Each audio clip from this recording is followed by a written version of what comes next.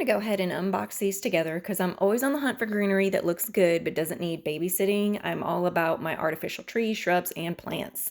So these are the nearly natural 2.5-foot UV resistant artificial boxwood plants. They come as a set of two.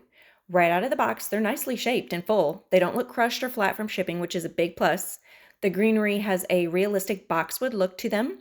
It's not shiny or plastic looking, and the size is perfect if you want something noticeable without overpowering the space. You're getting these basically as a shrub, okay? Each one has an integrated ground stake, which makes them really versatile. You can place them directly in the ground, into an outdoor planter, or even into a larger pot indoors. So far, I've used mine on the porch, by the front door, along a walkway, and they instantly made the area look more finished. You can't even tell the difference between the live bush behind it and this one. I also like that they're UV resistant, so they're meant to hold up outside without fading. That's huge if you're placing them in full sun and don't want them to look worn after one season. No watering, no trimming, and no mess. Just place them and they're done.